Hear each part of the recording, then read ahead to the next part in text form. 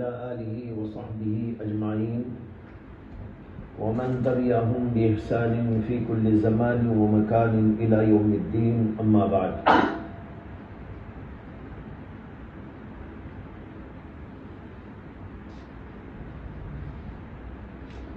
کتاب الایمان میں سب سے پہلے باب پر بحث ہو رہی تھی،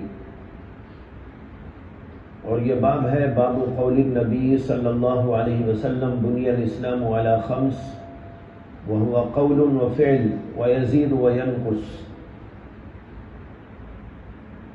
جس میں امام بخاری رحمۃ اللہ علیہ ایمان کی ترکیب اور ایمان میں کمی و زیادتی ہونے پر دلائل قائم کر رہے ہیں۔ اسی سلسلے میں ایک دلیل انہوں نے یہ ذکر کی ہے، وقال ابراہیم علیہ السلام ولکن لیطمئن قلبی۔ قرآن کریم کے اندر حضرت سیدنا ابراہیم خلیل اللہ علیہ السلام کے بارے میں آیا ہے کہ انہوں نے اللہ تبارک و تعالی سے عرض کیا رب ارنی کیف تحیی الموتى، اے اللہ مجھے ذرا دکھا دیجئے کہ عام مردوں کو زندہ کس طرح کرتے ہیں۔ اس پر اللہ تعالیٰ نے ان سے سوال کیا قال اولم تؤمن، اے ابراہیم کیا آپ کو اس پر ایمان نہیں ہے؟ ابراہیم علیہ السلام کا جواب تھا بلا ولکن لیطمئن قلبی، یعنی ایمان تو ہے لیکن اس لیے سوال کر رہا ہوں لیطمئن قلبی، تاکہ میرا دل مطمئن ہو جائے۔ ایمان پہلے سے تھا لیکن انہوں نے پھر بھی اللہ سے سوال کیا رب ارنی کیف تحیی الموتى، عام مردوں کو زندہ کس طرح کرتے؟ اللہ کے اس سوال پر کہ آپ کو ایمان نہیں ہے، انہوں نے کہا ولکن لیطمئن قلبی۔ اس سے امام بخاری بتانا چاہتے ہیں کہ دیکھو پہلے سے ایمان تھا اور انہوں نے سوال کیا کہ عام مردوں کو زندہ کس طرح کرتے ہیں، اور اس سوال کے منشے میں یہ بتایا ولکن لیطمئن قلبی، کہ میں یہ دیکھ کر مشاہدہ کر کے اپنے ایمان کو بڑھا لوں۔ معلوم ہوا کہ ایمان میں بڑھوتری ہوتی۔ یہ ہے امام بخاری رحمۃ اللہ علیہ کی دلیل کا حاصل۔ اس آیت کریمہ میں جو آیا ہے کہ اللہ تعالیٰ نے حضرت ابراہیم سے سوال کیا کہ اولم تؤمن، کیا اے ابراہیم کیا تم کو ایمان نہیں ہے؟ اس کا مطلب یہ نہیں کہ اللہ تبارک و تعالیٰ جانتے نہیں تھے، اللہ تو سبھی جانتے ہیں، ان کے دل میں ایمان ہے کہ نہیں ہے وہ تو اللہ کو معلوم ہے، لیکن سوال کیا اور جواب لیا، یہ اس لیے تاکہ بعد میں آنے والے لوگوں کو معلوم ہو جائے کہ ابراہیم علیہ السلام کے سوال کسی شک کی وجہ سے نہیں تھا، ان کو اللہ پر ایمان تھا، اللہ کی باتوں پر ایمان تھا، آخرت پر ایمان تھا، مردوں کے زندہ کرنے کی جو اللہ کی طاقت ہے اس پر ان کو ایمان تھا، تاکہ کوئی بعد میں یہ نہ سمجھے کہ ابراہیم علیہ السلام کو شک تھا۔ نہیں، شک کیسے ہو سکتا ہے؟ وہ تو اللہ کے پیغمبر ہیں، پیغمبر کو شک ہو جائے تو پھر دوسروں کا کیا ہوگا؟ اس کا تو سوال ہی نہیں پیدا ہوتا۔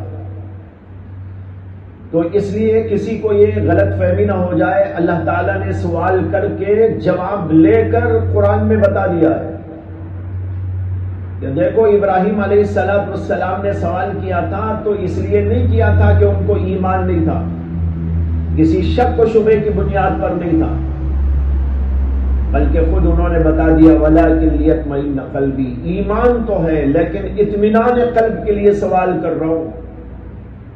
اس سے امام بخاری رحمۃ اللہ علیہ کا استدلال ہے کہ ایمان میں اضافہ ہوتا ہے، اب دیکھو پہلے سے ایمان تھا، اب یہ سوال ہو رہا ہے، اور اس سوال کے جواب کے بعد یعنی اللہ ان کو جب دکھا دیں گے تو ان کا ایمان مزید بڑھ جائے گا۔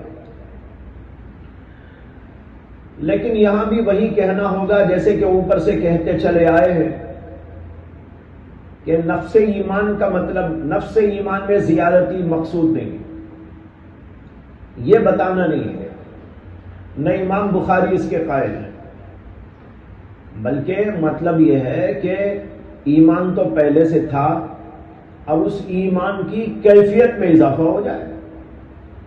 اسے کہ ایک آدمی ایک چیز پر ایمان رکھتا ہے، ایک چیز کو مانتا ہے، ایک چیز کو جانتا ہے، تو اس کے جاننے میں ماننے میں کیفیت کے اندر فرق پڑ سکتا ہے۔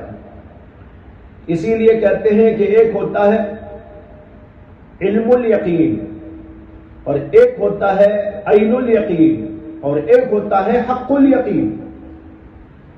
اب دیکھو یقین کی تین کیفیتیں ہیں، ایک ہے علم الیقین۔ علم الیقین یہ ہے کہ ایک آدمی ایک چیز کے بارے میں علم رکھتا ہے، اسے یقین ہے کہ ہاں ایسی بات ہے، دلائل کی روشنی میں، یہ ہو گیا علم الیقین۔ اور پھر ایک ہے حق الیقین۔ حق الیقین اس سے اوپر کا درجہ ہے، اس میں اس کے اندر اور بڑھوتری ہو جاتی ہے، اور اگر وہ اپنی آنکھوں ہی سے اس کو دیکھ لیتا ہے تو اس کو کہتے ہیں حق الیقین۔ یہ ایک ہے کسی آدمی کے بتانے سے آپ نے مان لیا، اور ایک ہے آپ نے اپنی آنکھوں سے دیکھ لیا۔ تو پہلے آدمی نے جو بتایا آپ کو اس کی بات پر بھی آپ کو یقین تھا، یہ نہیں کہ یقین نہیں تھا، وہ پکا تھا، بڑا سچا تھا، دیانتدار تھا، امانت دار تھا، اس کے بارے میں آپ کو کوئی شک و شبہ نہیں تھا، آپ نے اس کو مانا اور یقین کے ساتھ مان لیا۔ لیکن اس کے بعد پھر آپ نے اپنی آنکھوں سے اس کو دیکھ لیا تو آپ کی اس یقین کی کیفیت کے اندر اضافہ ہو جائے گا۔ تو یقین کیا ہوا؟ یقین کی کیفیت کے اندر اضافہ، اس کو کہتے ہیں حق الیقین۔ جیسے آپ کو کسی نے کہا کہ بھائی مکہ المکرمہ ہے، آپ سن رہے، سنتے رہے سنتے رہے سنتے رہے، اس میں کوئی شک نہیں آپ کو، ساری دنیا جا رہی ہے، آ رہی ہے، حج کر رہی ہے، عمرے کو جانے والے جا رہے، ٹور والے ٹور لے کے جا رہے، سب ہو رہا ہے، تو آپ کو کوئی شک ہے اس میں؟ کوئی شک نہیں۔ آپ میں سے حج کیا ہے کسی نے یا عمرہ؟ تو جو گئے وہ تو خیر، جو نہیں گئے ان کو بھی پورا یقین، لیکن اس کے بعد اللہ نے حج کی توفیق دے دی یا عمرے کی توفیق دے دی، آپ یہاں سے چلے، وہاں جا کے اترے اور اپنی آنکھوں سے دیکھتے ہی آپ کے یقین کے اندر جو کیفیت ہوگی اس کو کیا کہنا، اور اسی کیفیت کا نتیجہ ہوتا ہے کہ آدمی رونے لگتا ہے، اس کی عجیب حالت ہو جاتی ہے۔ ارے وہ چیز جس کو میں یقین کیے ہوئے تھا، پہلے ہی سے مجھے معلوم تھا، پہلے سے جانتا تھا، آج میں اپنی آنکھوں سے اس کو دیکھ رہا ہوں تو اس کے اوپر ایک عجیب و غریب کیفیت طاری ہو جاتی ہے، لوگ دھاڑے مار کے رونے لگتے، بعض بے ہوش ہو کے گر جاتے۔ یہ سب کیا ہے؟ ایک کیفیات کا ورود ہے، سمجھ میں آئی نا بات؟ اسی طرح حضرت سیدنا ابراہیم خلیل اللہ علیہ السلام نے اللہ تعالی سے سوال کیا کہ اے اللہ مجھے یہ دکھا دیجیے کہ آپ مردوں کو کیسا زندہ کرتے ہیں۔ اللہ نے کہا اولم تؤمن۔ اب یہاں آپ کو یہ سوال پیدا ہونا چاہیے کہ کیا اللہ تبارک و تعالیٰ نے اس لیے سوال کیا تھا ابراہیم علیہ السلام سے کہ ان کے ایمان کے بارے میں کچھ جو ہے بے اطمینانی تھی؟ ظاہر بات ہے اللہ تعالیٰ کے بارے میں ایسا کون سوچ سکتا ہے؟ یہاں یہ پوچھنا اور پھر ان سے جواب لینا یہ اس بنیاد پر تھا تاکہ دنیا والے جو بھی اس واقعے کو سنے ان کو اچھی طرح یقین ہو کہ ابراہیم علیہ السلام کو کوئی شک و شبہ نہیں تھا. اس لیے سوال کیا اللہ نے اولم تؤمن، پھر جواب انہوں نے دیا. اللہ کو معلوم تھا یہی جواب ملے گا، یہ نہیں کہ اللہ کو معلوم نہیں تھا پہلے سے. اب پوچھ رہے کہ ابراہیم بتاؤ، اگر ابراہیم کے پاس ایمان ہے نہیں ہے یہ معلوم کرنا ہے تو اللہ کو تھوڑا ہی پوچھنے کی ضرورت پڑے گی. اللہ تو سبھی جانتے ہیں، دل کا حال جانتے ہیں، کس کے دل میں کیا ہے وہ جانتے ہیں. اس لیے یہاں پوچھنے کا مقصد ہے دنیا والوں کو بتا دینا تاکہ کوئی بعد میں آنے والا ابراہیم علیہ السلام کے بارے میں شک و شبے میں مبتلا نہ ہو. چنانچہ انہوں نے کہا بلا ولکن لیطمئن قلبی. تو یہاں اطمینان قلب سے مراد اس یقین کی کیفیت کے اندر اضافہ ہے، یا یوں کہہ لیجئے کہ علم الیقین کو حق الیقین بنا دینے کی بات ہے. اس کے لیے انہوں نے سوال فرمایا. اس کے بعد میں ہے وقال معاذ، حضرت معاذ بن جبل رضی اللہ عنہ نے کہا اجلس بنا نؤمن ساعتا. حضرت سیدنا معاذ بن جبل رضی اللہ عنہ مشہور و معروف صحابی ہیں، فقہائے صحابہ میں ان کا شمار ہوتا ہے. انہوں نے ایک بار اپنے ایک ساتھی سے کہا اجلس بنا، ارے بھائی ہمارے ساتھ بیٹھو، نؤمن ساعتا، کچھ دیر کے لیے ایمان لائیں، کچھ دیر کے لیے ایمان لائیں. اس جملے کا مطلب یہ ہے امام بخاری سمجھانا چاہتے ہیں کہ دیکھو حضرت معاذ بن جبل رضی اللہ عنہ پہلے سے مومن تھے اور وہ صحابی جو ان کے ساتھی تھے وہ بھی مومن تھے. اب پھر کہہ رہے کہ ہم ایمان لائیں، چلو بیٹھے، یعنی ایمان کو تر و تازہ کریں گے، ایمان کی باتیں کریں گے، قرآن حدیث کی باتیں کریں گے، نبی علیہ السلام کی باتیں کریں گے، اللہ کی باتیں کریں گے، اللہ کی جلالت و عظمت اور بزرگی کی باتیں کریں گے. اس سے ایمان میں تر و تازگی پیدا ہوگی.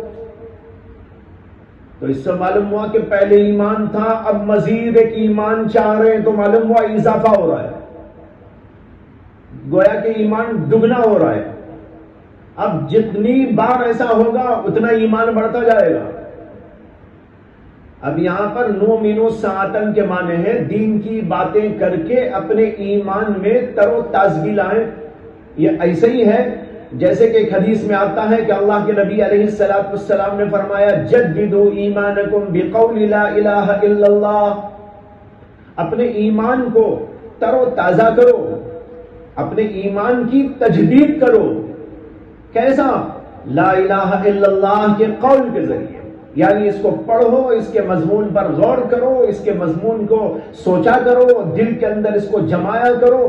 اس کا نتیجہ ہوگا کہ تمہارے ایمان کے اندر تر و تازگی آتی جائے گی. وہی بات یہاں پر بھی ہے کہ حضرت سیدنا معاذ بن جبل رضی اللہ عنہ نے اپنے ساتھی سے کہا اجلس بنا نؤمن ساعتا. یہ ہے ایمان میں بڑھوتری. لیکن دیکھ رہے آپ کہ ایمان میں بڑھوتری کیا ہے؟ اس کی کیفیت کے اندر اضافہ، اس کے حسن و جمال کے اندر اضافہ، اور اس کے اندر تجدید، جس کو اللہ کے نبی نے کہا جددوا ایمانکم. اس کے بعد میں ہے وقال ابن مسعود، حضرت عبداللہ بن مسعود رضی اللہ عنہ نے ارشاد فرمایا، اس کو امام طبرانی نے سند صحیح کے ساتھ روایت کیا ہے کہ ابن مسعود رضی اللہ عنہ نے فرمایا الیقین الایمان کلہ.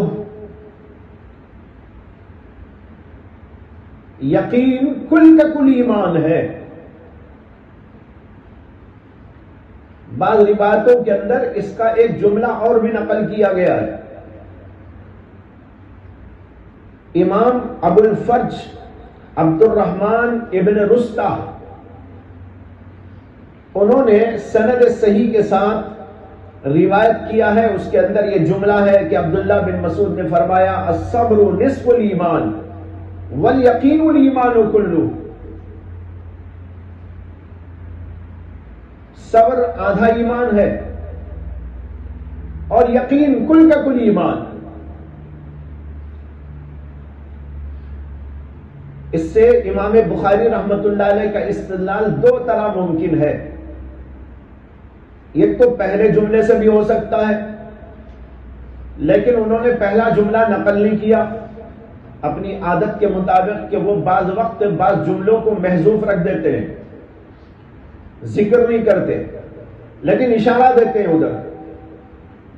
تو اب یہاں پہلا جملہ ہے الصبر نصف الایمان، کہ صبر نصف ایمان ہے، جس کا نصف ہوتا ہے اس کا کل بھی ہوتا ہے، اور جس کا نصف اور کل ہوتا ہے وہ ذو اجزاء ہوتا ہے۔ ورنہ نصف کا کیا معنی، کل کا کیا معنی؟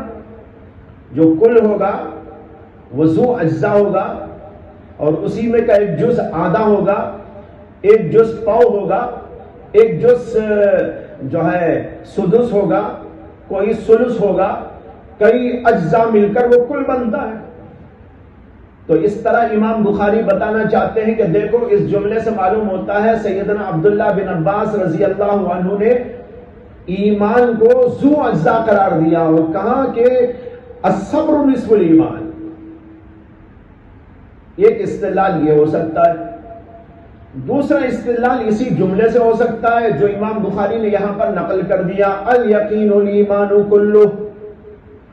اس کے اندر ایمان کی تاکید لفظ کل سے لائی گئی، اور کل تاکید لائی جاتی ہے، کل کے ذریعے تاکید لائی جاتی ہے، تو ایسی ہی چیز کی تاکید ہوتی ہے جو ذو اجزاء ہو۔ جو ذو اجزاء نہیں اس کے لیے کل بولنے کا کوئی مطلب نہیں۔ معلوم ہوا کہ ایمان ایک کل ہے اور اس کل کے اندر بہت سے اجزاء ہیں۔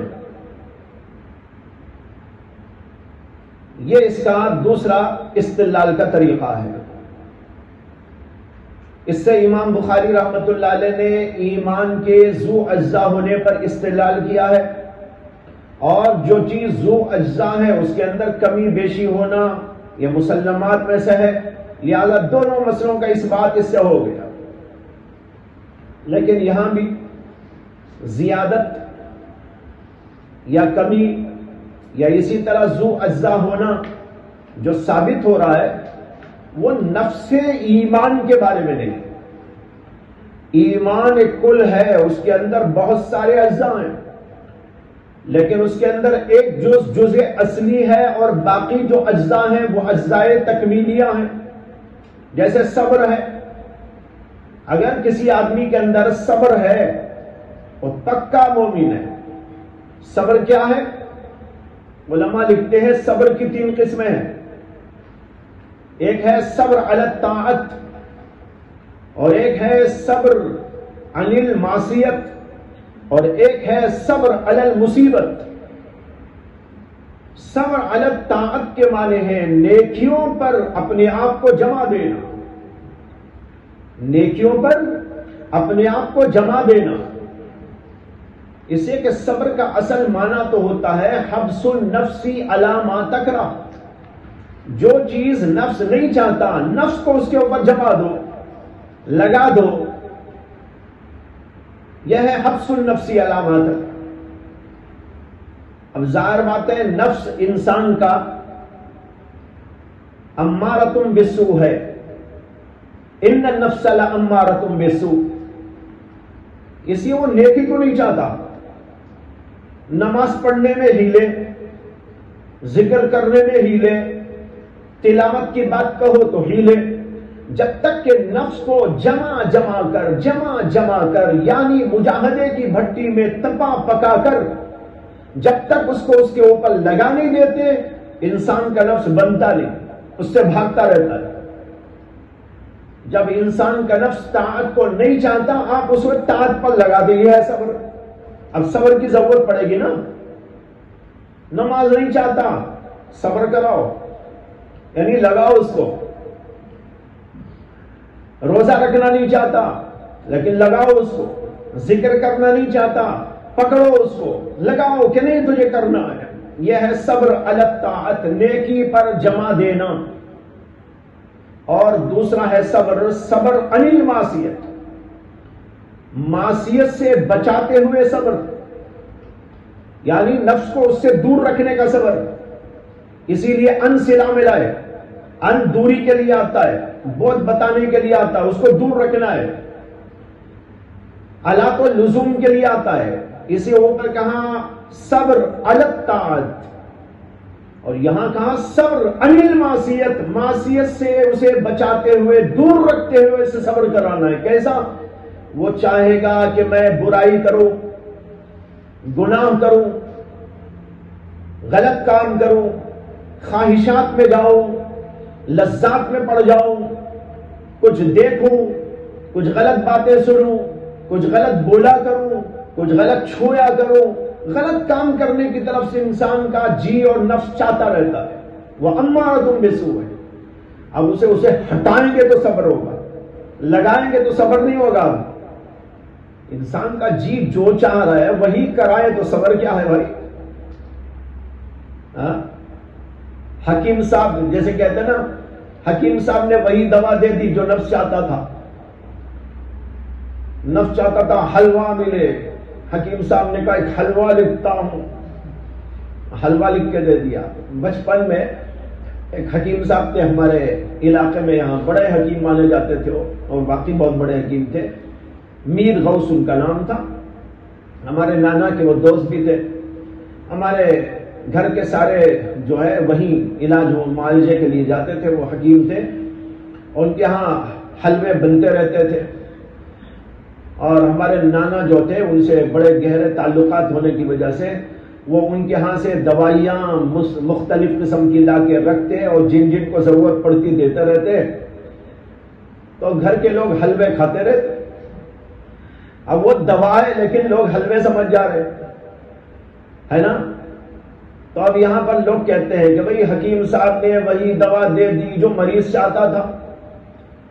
اس میں صبر کچھ نہیں ہے. ہاں کڑوی دوا کھلائیں گے نا، صبر ہے. اب میٹھی میٹھی جو نفس چاہتا ہے وہی دوا کھلاؤ، مریض صاحب تو خوب شوق سے کھائیں گے. اس میں صبر کیا ہے؟ تو میں یہ بتا رہا ہوں یہاں اللہ کے بتایا ہے کہ اس کو دور رکھنا ہے، معصیتوں سے دور رکھنا ہے، برائیوں سے دور رکھنا ہے، اس کو اس سے بچانا ہے. اس کا صبر اس کو کرانا ہے. یہ دوسرا قسم کا صبر ہے.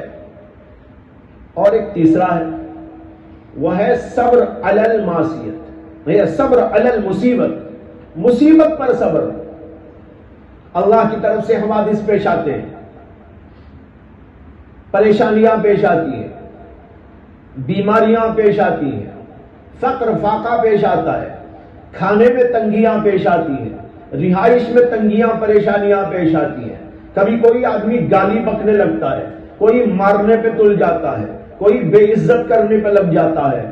ایسے سارے مواقع پر انسان کو صبر کرنا چاہیے اللہ کی طرف سے پیش آنے والی ہر مصیبت پر، کہ جو بھی مصیبت پیش آ گئی میرے اللہ کی طرف سے پیش آئی، میں اس کے اوپر راضی ہوں، اسے کہ اس میں اجر ملے گا.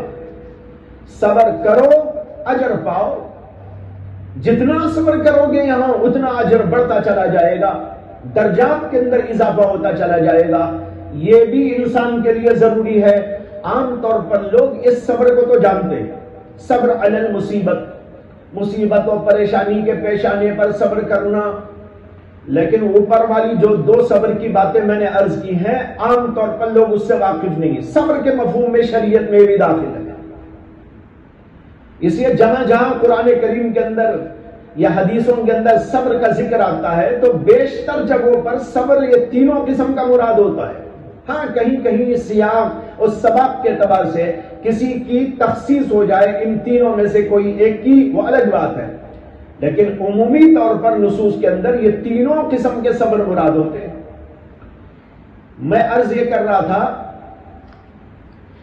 کہ دیکھو صبر ایک عمل ہے نیکی کرنے کا عمل یا برائی سے بچنے کا عمل یا مصیبتوں کے پیش آنے پر دل کا عمل، یعنی اس کو برداشت کرنا،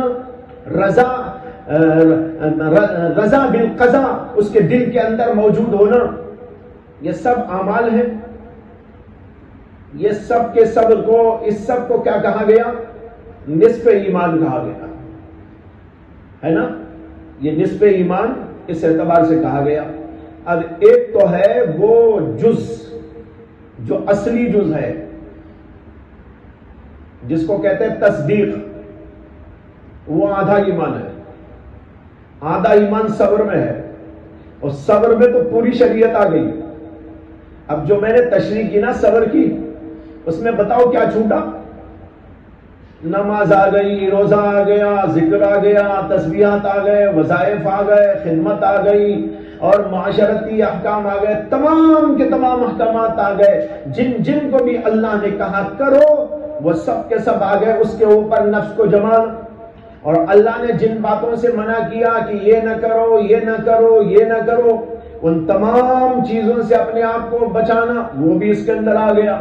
اور پھر ایک بات کہ اللہ کی طرف سے پیش آنے والے احوال، حالات، مسائب، پریشانیاں، حوادث، ان کے اوپر صبر کرنا، یہ بھی اس کے اندر داخل ہو گیا۔ اب بتاؤ بھائی رہا کیا؟ تو اب نصف ایمان یہ ہوا، اور آدھا وہ کیا ہے؟ وہ ہے تصدیق۔ اب پورا مل کر ہو گیا ایمان۔ اب اس کے اندر جو ہے کئی اجزاء ہے، وہ نصف میں کئی اجزاء ہیں، اور باقی نصف تو تصدیق ہے۔ تصدیق وہ چیز ہے جو بڑھتی اور گھٹتی نہیں، وہ تو نفس ایمان ہے۔ لیکن یہ دوسری چیزیں بڑھتی ہیں، گھٹتی ہیں، جتنا جتنا زیادہ کرو گے بڑھاوا ہوتا رہے گا، جتنا اس میں کٹوتی کرو گے گھٹاوا ہوتا رہے گا۔ اس لیے یہ قول اپنی جگہ پر صادق آ گیا، الیقین الایمان کلہ، اس کے پہلے الصبر نصف الایمان۔ ٹھیک ہو گیا نہیں ہو گیا؟ لیکن اس تشریح سے آپ کو یہ سمجھ میں آ گیا کہ نفس ایمان میں اضافہ نہیں، اضافہ جو ہوتا ہے وہ دوسرے اجزاء کے اندر اضافہ ہوتا ہے، وہ تکمیلی اجزاء ہوتے ہیں، اور تقویمی جز وہ ایک جز ہے، اس کے اندر کوئی اضافہ نہیں۔ یہ سب کو ملا کر کہہ دیا گیا الیقین الایمان کلہ۔ اس تشریح سے آپ کو جمہور محدثین، جمہور فقہاء، اور اسی طرح متکلمین حضرات جو اہل سنت ہے، ان سب کے موافق یہ تشریح ہو گئی۔ یہی بات امام بخاری اس سے ثابت کرنا چاہتے ہیں، اور مرجئہ کا رد کرنا چاہتے ہیں۔ اور مرجئہ کو کہتے ہیں کہ نہیں، نفس ایمان ہے بس، اس کے علاوہ اور کچھ نہیں، نہ روزے کی ضرورت، نہ نماز کی ضرورت، نہ کسی اور چیز کی ضرورت ہے۔ عبداللہ بن مسعود کا یہ قول ان کے لیے صراحتاً تردید کے لیے کافی ہے، اسے امام بخاری رحمۃ اللہ علیہ نے اس کا ذکر کیا۔ آگے ہے وقال ابن عمر، حضرت سیدنا عبداللہ بن عمر رضی اللہ عنہ نے فرمایا، لا يبلغ العبد حقیقت التقوی حتی یدع ما حاک فی الصبر۔ حضرت عبداللہ بن عمر رضی اللہ عنہ کہتے ہیں کہ بندہ تقوی کی حقیقت کو اس وقت تک نہیں پہنچ سکتا جب تک کہ وہ ان چیزوں کو نہ چھوڑ دے جو دل کے اندر کھٹکتی ہے، شک کی، شبے کی، شک و شبے کی باتوں کو چھوڑ دے، مشتبہات کو چھوڑ دے، تب وہ تقوی کی حقیقت کو پہنچے گا۔ یہ حضرت سیدنا عبداللہ بن عمر رضی اللہ عنہ کی روایت ہے۔ یہاں سوال یہ ہے کہ اس سے امام بخاری بتانا کیا چاہتے ہیں، استدلال کیا ہے؟ سب سے پہلے تو یہ سمجھیے کہ امام بخاری یہاں لفظ تقوی کو ایمان کے معنی میں لے رہے ہیں، لفظ تقوی کو ایمان کے بارے میں، اور اس جملے کا مطلب یہ ہو گیا ان کے پاس لا یبلغ العبد حقیقت الایمان، اس لیے کہ تقوی کے معنی آتے ہیں بچنا، نفس کو بچانا، کس سے؟ شرک سے، کفر سے بچانا۔ تقوی کے الگ الگ درجات ہیں۔ سب سے بڑا درجہ، سب سے بڑے سے مراد پہلا درجہ، سب سے پہلا درجہ وہ یہ ہے کہ نفس کو کفر سے بچاؤ، شرک سے بچاؤ۔ اگر بچا تو وہ متقی ہے، اور اگر نہیں بچا وہ کافر ہے، مشرک ہے، اس لیے کہ بچایا نہیں اپنے نفس کو، کفر سے نہیں بچایا، شرک سے نہیں بچایا۔ لہذا کفر و شرک سے بچانا یہ ہے پہلا درجہ ایمان، یہ پہلا درجہ تقوی کا، اور اسی درجے کا نام ایمان ہے۔ ایمان کسے کہتے ہیں؟ کفر کو چھوڑ دینا، شرک کو چھوڑ دینا۔ جب آدمی کفر و شرک کو چھوڑے گا تو ایمان کے درجے پہ آئے گا۔ اس سے معلوم ہوا کہ تقوی ایمان کے معنی میں ہو سکتا ہے۔ ہاں، اس کے بعد مزید درجات ہیں۔ اس کے بعد یہ ہے کہ گناہوں کو چھوڑ دے، بڑے گناہوں کو چھوڑ دے، چھوٹے گناہوں کو چھوڑ دے، مشتبہات کو چھوڑ دے، حتیٰ کہ درجہ یہ بھی ہوتا ہے کہ مباحات کو بھی چھوڑ دے ضرورتاً۔ اگر وہاں مباحات کو چھوڑنے کا مطلب ہے کم سے کم کر ڈالے، جائز ہے لیکن پھر بھی جو ہے اس سے بچتا ہے تاکہ نفس کو ذرا دبا کے رکھے، اس سے کہ نفس کو جو جو چاہتا ہو آپ وہ دینا شروع کر ڈالیں گے، وہ آپ کا حاکم بن کے بیٹھ جائے گا، آپ کو حکم دیتا رہے گا، مجھے یہ پلاؤ، مجھے یہ کھلاؤ، مجھے یہ دلاؤ، مجھے یہ پہناؤ، مجھے یہ کرو۔ وہ آپ کا حاکم و سردار ہو جائے گا، آپ کو اسے اپنا غلام بنا کے رکھنا ہے۔ آپ جو کہیں وہ مانے گا آپ کا نفس، نہ کہ وہ جو بولے وہ آپ ماننا شروع کر ڈالیں۔ جیسے ایک بزرگ کا قصہ میں نقل کیا کرتا ہوں، جو ہمارے شیخ و مرشد اور استاد حضرت مسیح الامت نور اللہ مرقدہ سے سنا کہ دلی میں ایک بزرگ رہتے تھے جامع مسجد پر۔ انہوں نے ایک دفعہ فجر کی نماز پڑھی اور اس کے بعد باہر نکلے، باہر نکل کر جو سیڑھیاں ہیں وہاں بیٹھ گئے، اور بیٹھنے کے بعد انہوں نے رٹ لگا دی۔ انہوں نے کہا تو میرا خدا نہیں، میں تیرا بندہ نہیں، میں تیری بات کیوں مانوں؟ بس یہی بولتے بیٹھے کہ تو میرا خدا نہیں، میں تیرا بندہ نہیں، تیری بات میں کیوں مانوں؟ اب لوگ پریشان ہو گئے، بھائی ان کو کیا ہو گیا؟ اللہ کا انکار کر رہے اور کہہ رہے تم میرا خدا نہیں، میں تیرا بندہ نہیں۔ ارے ہم تو ان کو بہت بڑا بزرگ سمجھتے تھے، ہم تو ان کو بہت پہنچا ہوا سمجھتے تھے، اب یہ کہاں سے کہاں پہنچ گئے، کس دنیا میں پہنچ گئے، ایمان سے کفر میں پہنچ گئے۔ کوئی ان کو بول رہا ہے کافر ہو گئے، کوئی کہہ رہا ہے کہ مجنون ہو گئے، کوئی کہہ رہا ہے مجذوب ہو گئے، کوئی کہا مسحور ہو گئے یعنی جادو ہو گیا، جس کے جی میں جو آیا وہ بولنے لگا۔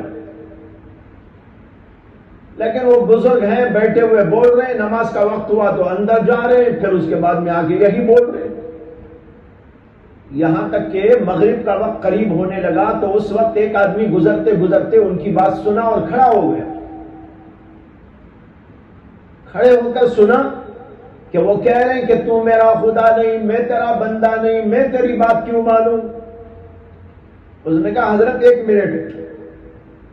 انہوں نے کہا کیا ہے؟ اس نے کہا یہ پوچھنا ہے کہ آپ کا خطاب کس سے ہے؟ آپ بول رہے ہیں تو میرا خدا نہیں، یہ تو کا خطاب آپ کس سے کر رہے ہیں؟ وہ بزرگ ہنسنے لگے اور انہوں نے کہا دلی شہر میں تو ہی ایک عقل مند معلوم ہوتا ہے،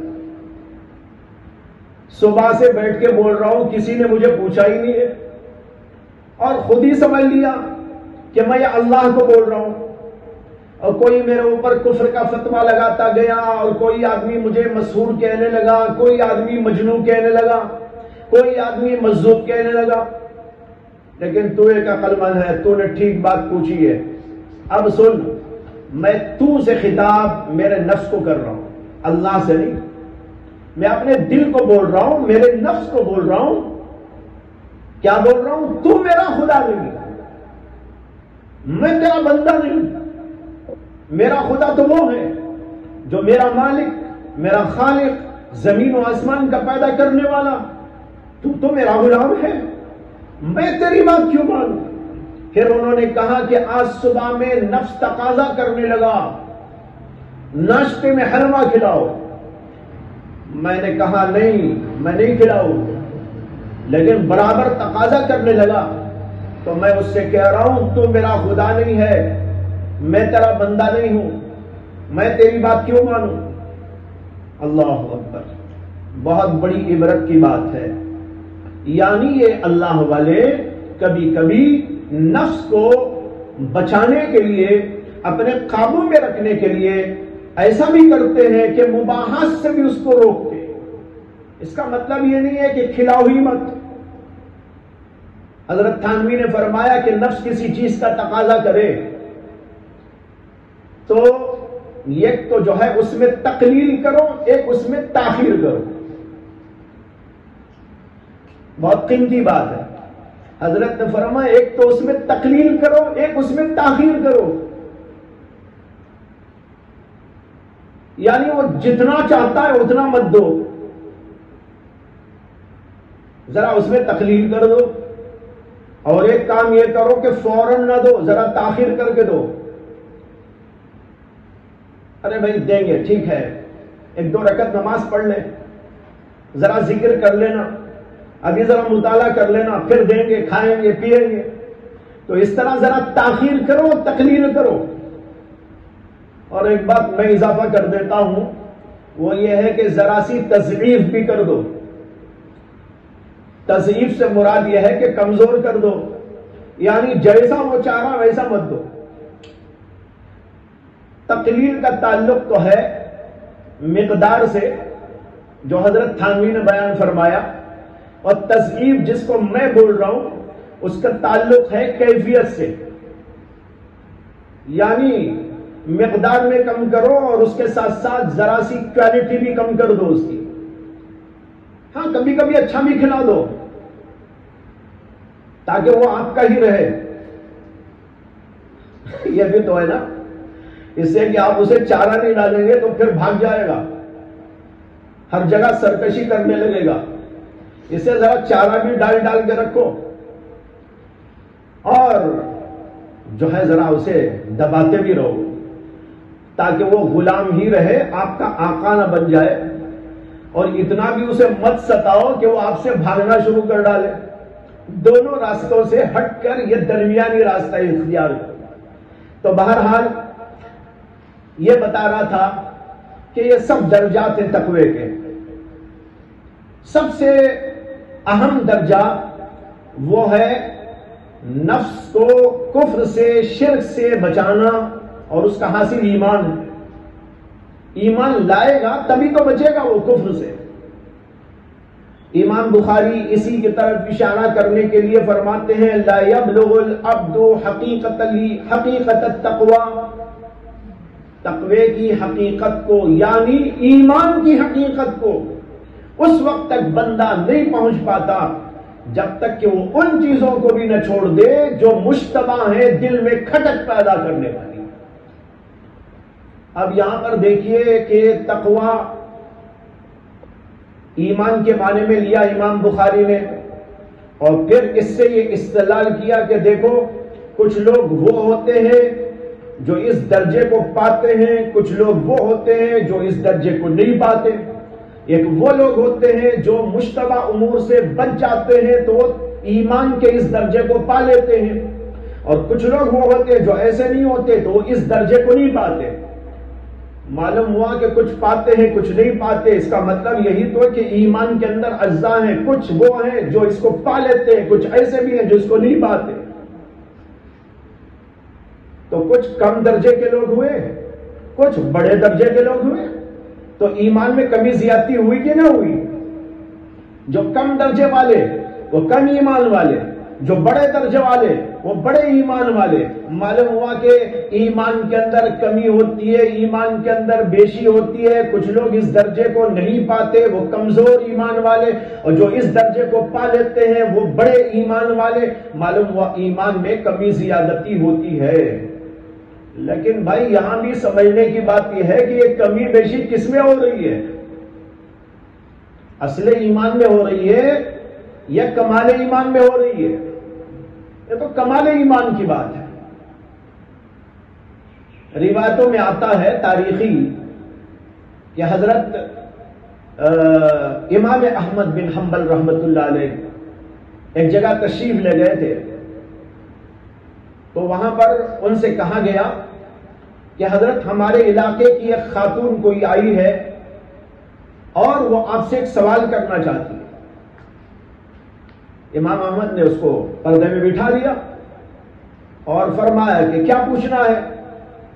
تو وہ عورت پوچھنے لگی کہ میں ایک اہم سوال کرنے کے لیے آپ کی خدمت میں آئی ہوں، مجھے معلوم ہوا تھا کہ آپ یہاں تشریف لائے ہیں اور یہ سوال آپ سے میں کرنا چاہتی تھی، اس لیے حاضر ہوئی۔ فرمایا کہ کیا سوال ہے؟ کہنے لگی میرا سوال یہ ہے کہ میں چرخہ چلاتی ہوں اور دھاگا تیار کرتی ہوں، اور یہ کام دھاگا تیار کرنے کا، چرخہ چلانے کا دن میں تو کرتی ہی ہوں اور کبھی کبھی رات میں بھی مجھے کرنا پڑتا ہے، لیکن دن میں جو تیار کرتی ہوں اس دھاگے میں اور رات میں جو تیار کرتی ہوں اس دھاگے میں تھوڑا فرق رہتا ہے۔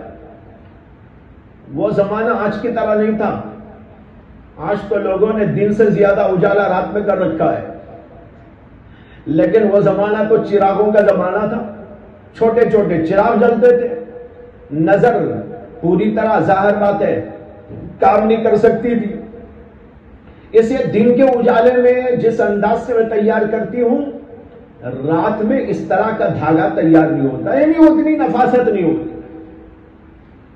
اب میرا سوال آپ کی خدمت میں یہ ہے کہ دن کے اور رات کے دھاگوں میں بیچنے میں مجھے فرق رکھنا پڑے گا پیسے میں، یا دونوں کو ایک ریٹ پہ بیچ سکتی ہوں؟ دیکھ رہے سوال، وہ عورت سوال کر رہی ہے امام احمد بن حنبل سے کہ دونوں قسم کے دھاگے ایک ہی ریٹ پر بیچوں تو یہ میرے لیے درست ہے کہ نہیں؟ امام احمد سوچنے لگے کہ بھائی کون عورت ہے یہ، اتنا دقیق مسئلہ لے کے آئی؟ اپنا دھاگا ہے، چاہے رات کا دھاگا دن کے دھاگے کے اعتبار سے زیادہ قیمت پہ بیچ دو، ناجائز تو نہیں ہے شریعت میں۔ دھاگا آپ نے بنایا ہے، دن میں بنایا کہ رات میں بنایا، لیکن دھاگا ہے، صحیح دھاگا ہے، اب اس کو آپ جتنے چاہے ریٹ میں بیچ دیجئے، شریعت تو اس کے اوپر کوئی نکیر آپ کو نہیں کرتی۔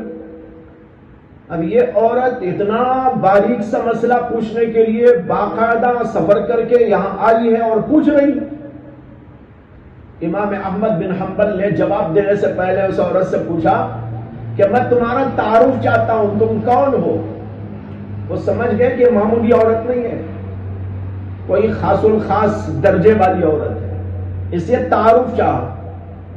وہ عورت کہنے لگی کہ حضرت میں بشر حافی کی بہن ہوں، میں بشر حافی کی بہن ہوں۔ بشر حافی اللہ کے بہت بڑے ولی تھے، ایک زمانے میں تو شرابی تھے، کبابی تھے، فاسق اور فاجر تھے، لیکن ایک واقعے نے ان کے اندر عظیم تبدیلی کر دی، اور اس تبدیلی کا اثر یہ ہوا کہ وہ اللہ کے اولیاء میں شمار ہونے لگے، حتیٰ کہ امام احمد بن حنبل بھی کبھی ان کی خدمت میں جاتے تھے۔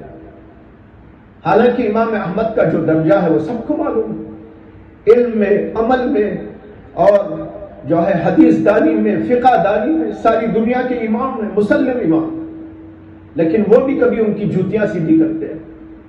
بہرحال وہ عورت کہنے لگی کہ میں بشر حافی کی بہن ہوں۔ امام احمد نے کہا کہ اگر کوئی اور عورت یہ سوال کرتی تو میں کہتا کہ جائز ہے،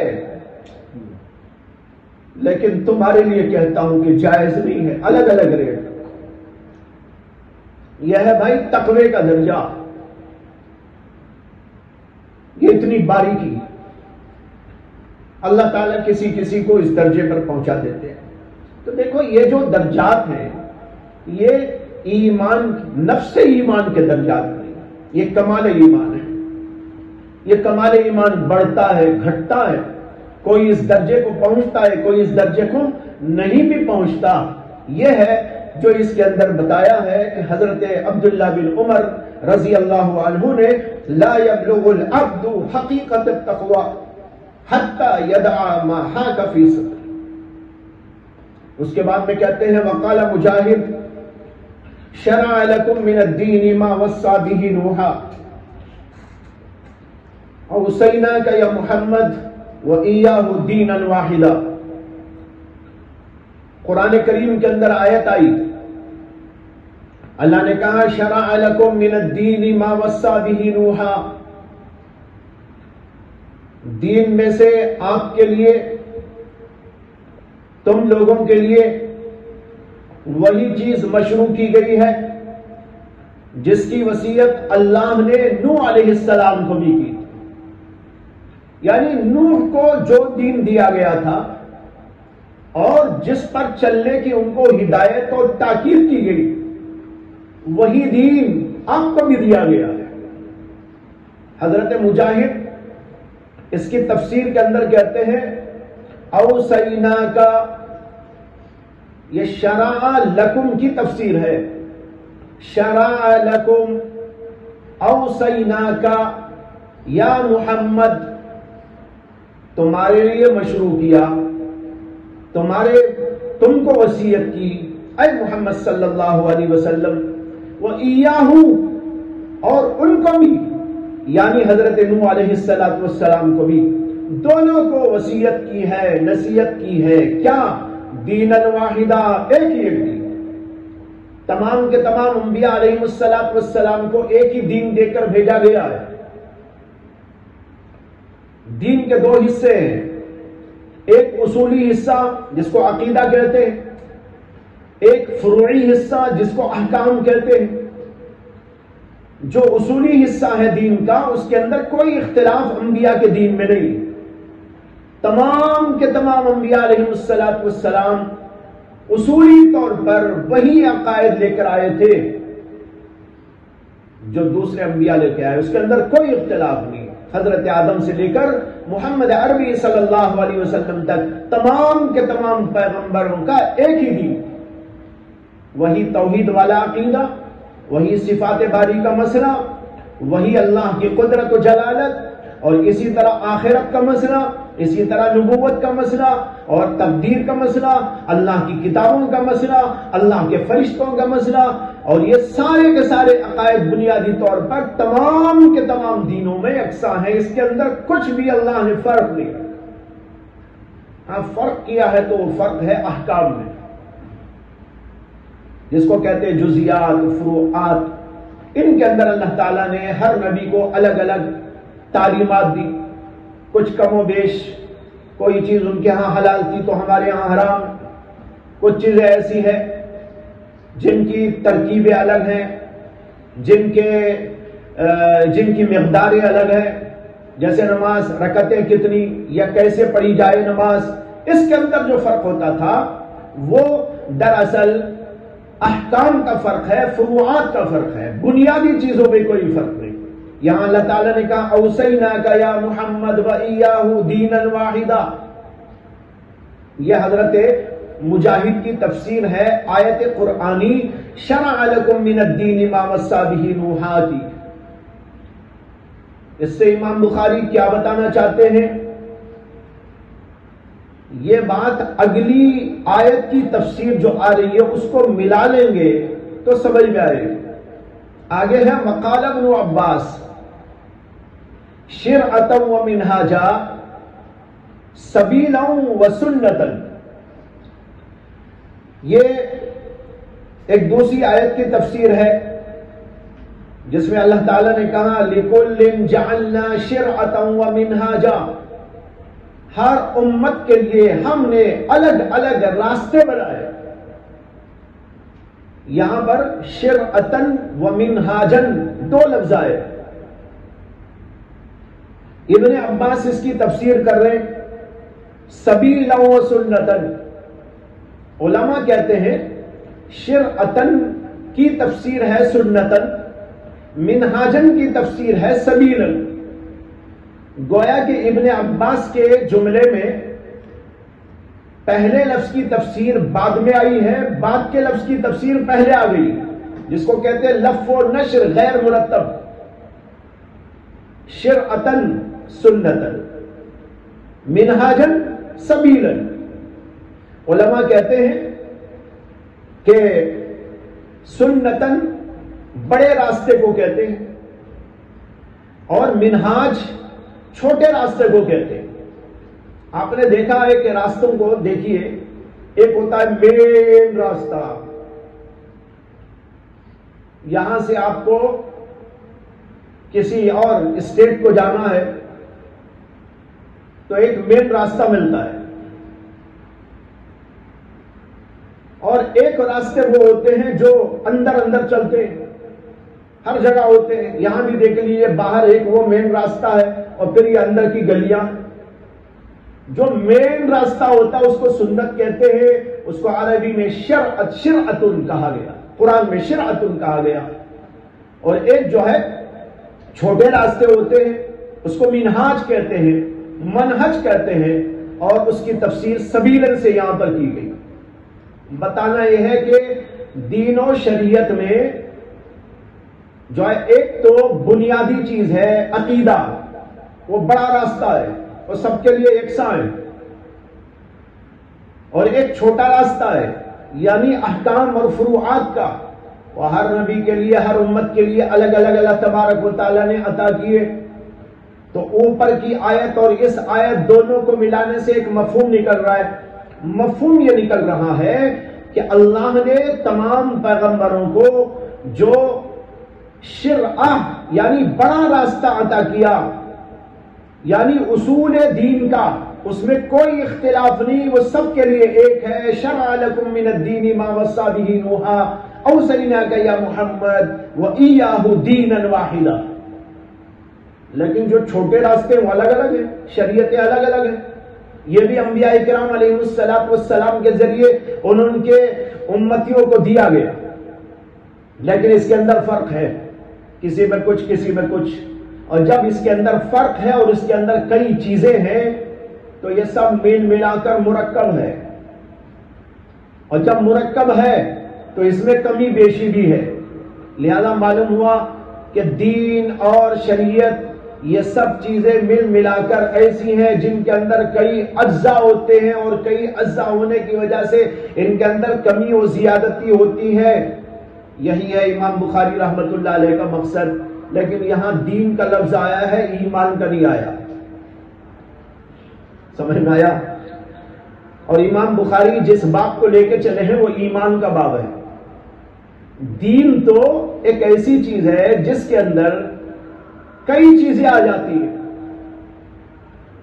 سمجھ میں آیا؟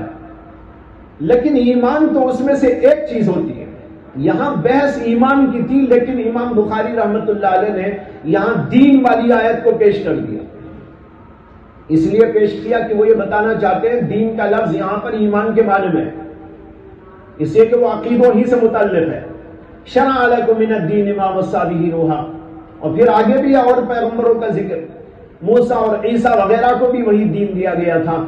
یہ دین یعنی عقیدے والی بات جس کا نام ایمان ہے وہ سب پیغمبروں کو ایک دیا گیا، اس لیے امام بخاری نے یہاں لفظ دین والی آیت کو ایمان کے معنی میں استعمال کیا۔ اب اس سے معلوم ہوا کہ ان کے اندر اجزاء ہوتے ہیں، اور اجزاء ہوتے ہیں تو ان کے اندر کمی بیشی ہوتی ہے۔ لیکن یہاں بھی وہی بات آپ کو یاد رکھ لینا ہے جو اوپر سے کہتا چلا آیا ہوں کہ ایک ہے نفس ایمان، اس کے اندر ظاہر بات ہے وہ ایک ہی ایک چیز ہے، اور جو اور چیزیں ہیں وہ اس میں بڑھوتری جو لاتے ہیں وہ اس کے کمال کے اندر، اس کے جمال کے اندر لاتے ہیں، اور اس لیے وہ اجزاء تکمیلیہ ہے۔ آگے ایک اور آیت ہے وَدُعَاؤُكُمْ إِيمَانُكُمْ، وَدُعَاؤُكُمْ إِيمَانُكُمْ، قرآن کریم کے ایک آیت کی طرف اشارہ ہے اور اس کی تفسیر ہے، اور وہ آیت ہے قُلْ مَا يَعْبَأُ بِكُمْ رَبِّي لَوْلَا دُعَاؤُكُمْ، سورہ فرقان کی آیت۔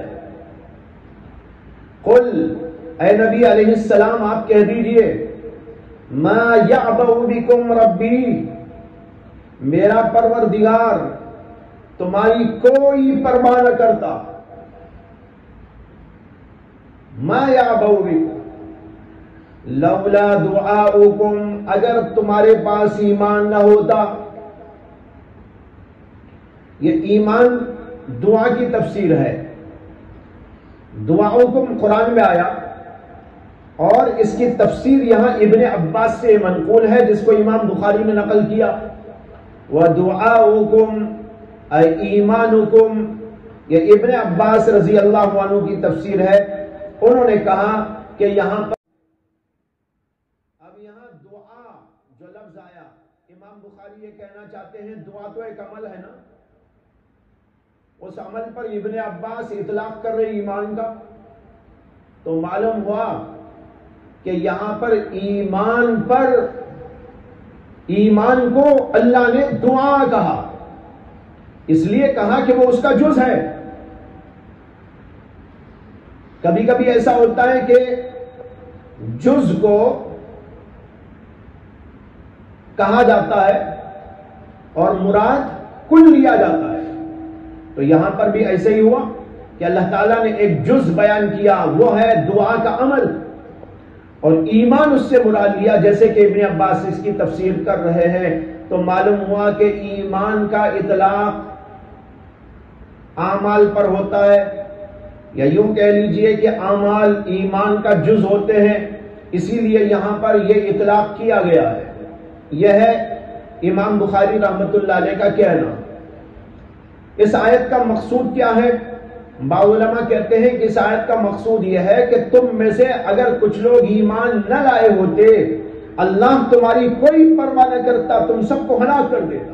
لیکن چونکہ کچھ لوگ ایمان لا کے یہاں موجود ہیں، ان لوگوں کی رعایت میں تم کو بھی ڈھیل دی جا رہی ہے. اگر یہاں کوئی ایمان والا نہ ہوتا تو تمہارے لیے خیر نہ تھی، تم سب کو ہلاک کر دیا جاتا. لیکن تمہاری ایمان یعنی تم میں سے بعض لوگوں کے ایمان لانے کی وجہ سے اللہ تبارک و تعالیٰ نے تمہاری رعایت کر دی اور تمہارے ساتھ یوں معاملہ کر دیا کہ تم کو ہلاک نہیں کیا. اور بعض علماء کہتے ہیں کہ دعا حکم کا مطلب یہ ہے کہ اگر تم لوگوں میں سے کچھ لوگ اللہ سے دعا نہ کرتے تو تم کو ہلاک کر دیا جاتا، لیکن ان کی دعاؤں کے طفیل میں تم لوگ بھی بچ گئے. لیکن اس کی ایک تیسری تفسیر ہے، اور علامہ انور شاہ کشمیری رحمت اللہ علیہ نے اس تفسیر کو ترجیح دی. انہوں نے کہا کہ نہ یہاں پر جو ہے ایمان سے تفسیر کرنے کی ضرورت ہی نہیں. دعا کو دعا ہی کے مفہوم میں رکھو، اور دعا کے معنی ہے اللہ کو پکارنا. اور مطلب یہ ہے آیت کریمہ کا کہ یہ کفار جب حالات میں گھر جاتے، کسی پریشانی میں گرفتار ہو جاتے، جیسے سمندر میں کشتی جا رہی ہے، بھنور میں پھنس گئی، اور وہ دیکھتے کہ یہاں تو کوئی بچانے والا نہیں، تو اس وقت یہ لوگ اللہ ہی کو پکارتے. قرآن میں اس کا ذکر موجود ہے کہ اللہ تعالیٰ نے کہا کہ یہ لوگ جب کشتیوں میں جاتے ہیں تو وہاں پر اپنے بتوں کو بھول جاتے ہیں، وہاں اللہ ہی کو پکارتے. وہاں ان کے بت ان کو یاد نہیں آتے، وہاں اللہ ہی یاد آتا ہے، اور اللہ سے کہتے کہ اللہ آپ ہم کو نجات عطا کر دیجیے. قرآن میں کئی جگہ پر اس کا ذکر موجود ہے. جیسے فَإِذَا رَكِبُوا فِي الْفُلْكِ دعوا اللہ مخلصین لہ الدین فلما نجاہم الی البر اذا ہم یشرکون. جب یہ لوگ کشتی میں سوار ہو کے جاتے ہیں، خالص اللہ ہی کو پکارتے ہیں، اللہ ہی کو پکارتے ہیں، اللہ ہی سے دعا مانگتے ہیں، اللہ آپ بچا لیجئے بچا لیجئے بچا لیجئے. لیکن جب اللہ ان کو نجات دے کر کنارے پہنچا دیتا ہے، اذا ہم یشرکون، پھر وہی شرک والی بیماری میں مبتلا ہو جاتے ہیں. اب وہاں اللہ کو بھول کر وہی بتوں کے پیچھے، مخلوق کے پیچھے پڑے رہتے ہیں. یہ ان لوگوں کا طریقہ ہے، اللہ نے جگہ جگہ اس کا ذکر کیا ہے۔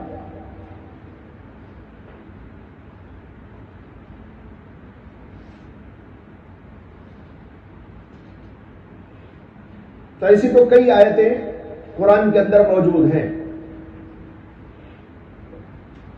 تو یہاں بتانا یہ ہے کہ دعاؤکم کا معنی یہاں پر یہ ہے کہ اگر تم اللہ کو نہ پکارتے، جیسے اس موقع پر تم پکارتے ہو، تو اللہ تمہاری کوئی پرواہ نہ کرتا، تم کو ہلاک کر دیتا۔ لیکن چونکہ تم لوگ ایسے موقع پر اللہ کو پکار لیتے ہو، اس لیے اللہ تبارک و تعالیٰ نے تم پر رحم کر دیا اور تمہاری کچھ پرواہ کر دی۔ بہرحال امام بخاری کا مقصد وہ ہے جو ابھی عرض کیا گیا کہ اس سے معلوم ہوتا ہے کہ ابن عباس رضی اللہ عنہ نے دعا پر جو ہے دعا کی تفسیر ایمان سے کی، اور اس کا مطلب یہ ہوا کہ اللہ تبارک و تعالیٰ نے دعا بول کر ایمان مراد لیا ہے۔ اس سے معلوم ہوا کہ وہ دعا ایمان کا ایک جز ہوتا ہے، لیکن یہاں بھی وہی جز کا معنی آپ جز تکمیلی مراد لیں گے، جز اصلی مراد نہیں لیں گے۔ یہاں تک وہ دلائل ختم ہو گئے جو امام بخاری رحمت اللہ علیہ باب کے اندر ذکر کر رہے تھے۔ اب اس کے بعد وہ حدیث ذکر کریں گے جس کو اوپر انہوں نے صرف اشارے میں بیان کیا۔ باب قول النبی صلی اللہ علیہ وسلم بنی الاسلام علی خمس، یہاں پر اسی کو پوری وضاحت کے ساتھ اور اپنی سند کے ساتھ بیان کریں گے۔ اس سے پہلے یہ بات سمجھ لیجئے کہ بعض نسخوں کے اندر یہاں وَدُعَاؤُكُمْ سے پہلے باب کا لفظ آیا ہے۔ باب دعاؤکم، باب دعاؤکم ایمانکم، اس طرح یہاں لفظ باب آیا ہے۔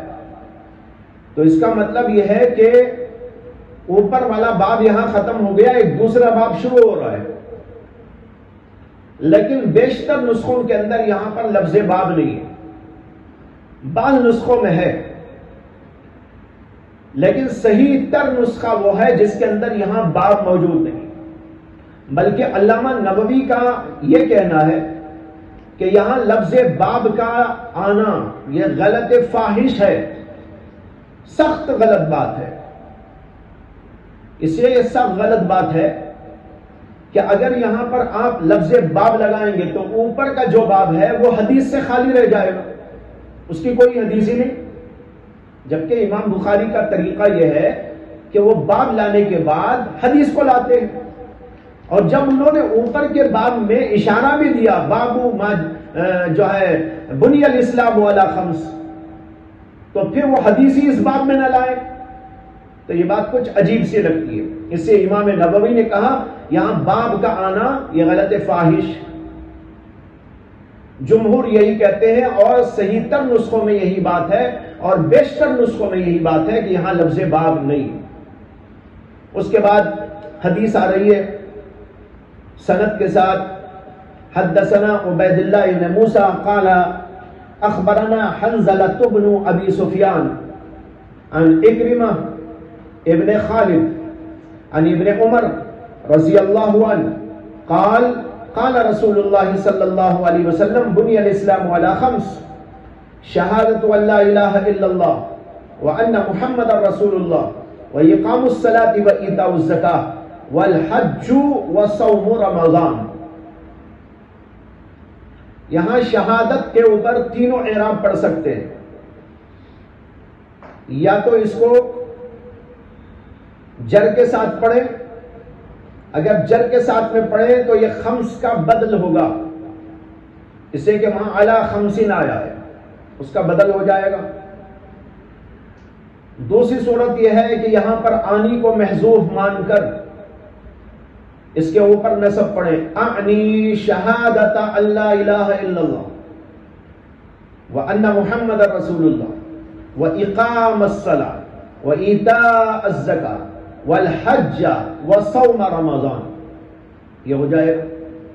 اور تیسری صورت یہ ہے کہ اس کے اوپر آپ رفع پڑھیں، رفع پڑھنے کی صورت میں خمس کے بعد محذوف مانے احدھا شہادت ان لا الہ الا اللہ والثانیہا اقامت الصلاۃ والثالثہا ایتاء الزکاۃ والرابعہا الحج والخامسہا صوم رمضان. یعنی مبتدا کو محذوف مانیں گے. یہ تیسری صورت ہے. تو تینوں صورتیں یہاں پر جائز ہو سکتی ہیں. حدیث کا مفہوم واضح ہے کہ نبی اکرم صلی اللہ علیہ وسلم نے فرمایا اسلام کی بنیاد 5 چیزوں پر ہے. کیا مطلب؟ اسلام کی عمارت 5 بنیادوں پہ رکھی گئی. 5 بنیادیں ہیں، 5 ستون ہیں، ان کے اوپر اسلام کو تعمیر کیا گیا ہے. جیسے پایا ڈالتے ہیں پھر اس کے اوپر عمارت. یہاں پر ایمان مراد ہے اسلام سے امام بخاری کے نقطہ نظر کے مطابق. اس سے کہ پہلے بھی میں نے کہا کہ ان کے نزدیک اسلام اور ایمان دونوں مترادف، لہذا یہاں ایمان مراد ہے. بنی الایمان، ایمان کی بنیاد رکھی گئی ہے 5 بنیادوں پر. وہ 5 بنیادیں یہ ہیں جو یہاں ذکر کی گئی. سب سے اول شہادت ان لا الہ الا اللہ وان محمد رسول اللہ، اور دوسرے نماز کو قائم کرنا، اور تیسرے زکوٰۃ ادا کرنا، چوتھے حج، اور 5ویں صوم رمضان. یہ 5 بنیادیں ہیں ایمان کی. اس کے اوپر اسلام کی بنیاد، اسلام اور ایمان کی تعمیر کی گئی ہے. یہ ہے حدیث کا حاصل. اب اس کے بعد ایک بات یہ سمجھنے کی ہے کہ اس روایت میں جو ہمارے سامنے ہے حج کا ذکر پہلے ہے، صوم کا ذکر بعد میں. والحج وصوم رمضان. لیکن مسلم شریف کے اندر یہی روایت آئی ہے ابن عمر کی، اور انہوں نے کئی طریق سے اس کو روایت کیا ہے، اور ان میں سے بعض طرق کے اندر اسی طرح ہے جیسے یہاں ہے، پہلے حج بعد میں صوم رمضان.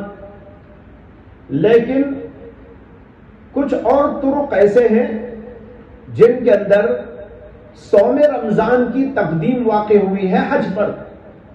پہلے آیا صوم رمضان، اس کے بعد حج. روایت انہی کی ہے ابن عمر رضی اللہ عنہ. اب یہاں سوال پیدا ہو گیا کہ ان میں سے اصل کون ہے؟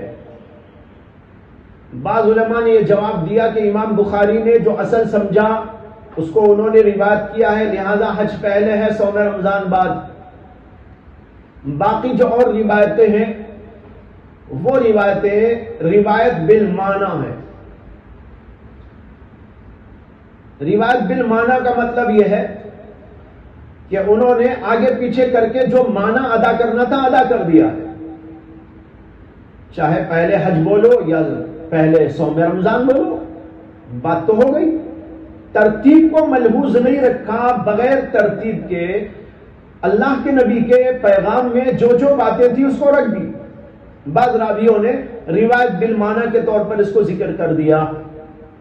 یہ بات اگرچہ کہ بالکل صاف تھی اور یہاں ممکن بھی تھی، لیکن ایک روایت نے آ کر اس جواب کو مسترد کر دیا، اور وہ یہ ہے کہ مسلم شریف کے اندر آتا ہے کہ حضرت سیدنا عبداللہ بن عمر رضی اللہ عنہ نے ایک بار یہ روایت سنائی، اور اس کے اندر انہوں نے صوم رمضان کو پہلے ذکر کیا، حج کو بعد.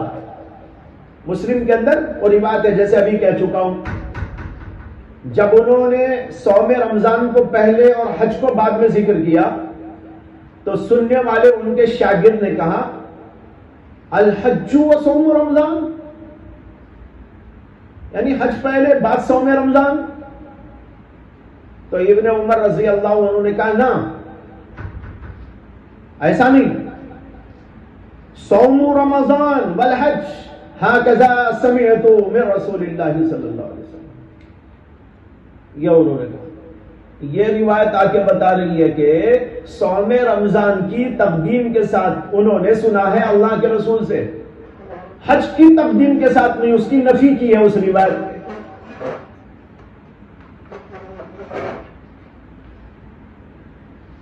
اب یہ روایت بتا رہی ہے کہ جیسا یہ جواب ابھی دیا گیا کہ یہ روایت اصل ہے اور باقی جو روایتیں ہیں وہ روایت بالمعنی کے طور پر آ گئی ہوں گی، یہ روایت آ کر اس کی نفی کر رہی ہے۔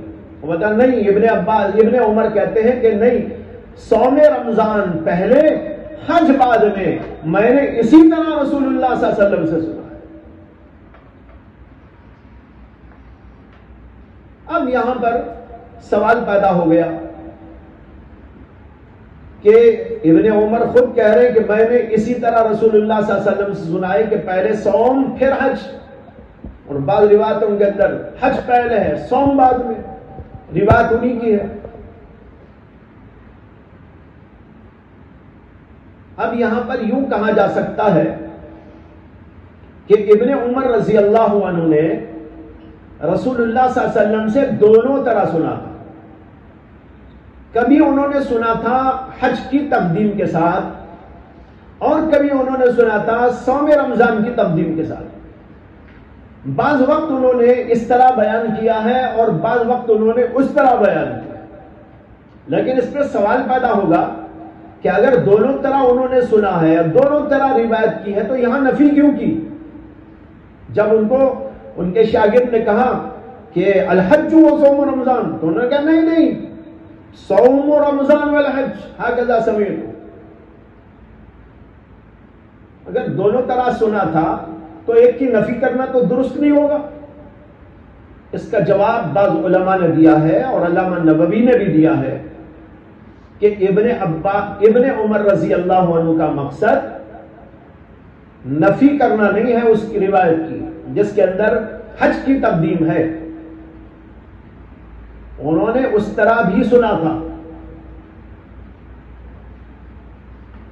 یہاں جو کہہ رہے ہیں کہ ایسا نہیں ایسا، اس کا مطلب یہ ہے کہ جنہوں نے جس وقت وہ سنایا اس طرح سنایا جیسے انہوں نے رسول اللہ صلی اللہ علیہ وسلم سے ایک روایت ویسی بھی سنی تھی کہ پہلے صوم رمضان بعد میں حج۔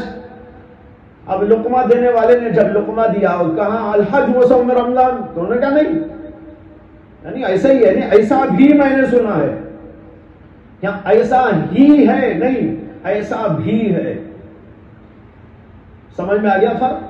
ابن عمر کا مطلب یہ ہے کہ تم جو کہہ رہے ہو کہ الحج و صوم رمضان ہونا چاہیے، نہیں ایسا بھی ہے جیسا میں بول رہا ہوں، میں نے ایسا حضور سے سنا ہے، لہذا یہ بھی میں نے سنا ہے وہ بھی سنا ہے، اسے تم یہاں لقمہ دینے کی کیا ضرورت محسوس کر رہے؟ بات سمجھ میں آ گئی نا؟ اس طرح تو یہاں نفی مراد نہیں ہے، بلکہ مطلب یہ ہے کہ یہاں تمہارا لقمہ دینا کوئی ضروری نہیں تھا، بیکار بات ہے، جبکہ میں نے اس طرح بھی حضور سے سنا ہے تو تم کیوں لقمہ دے رہے؟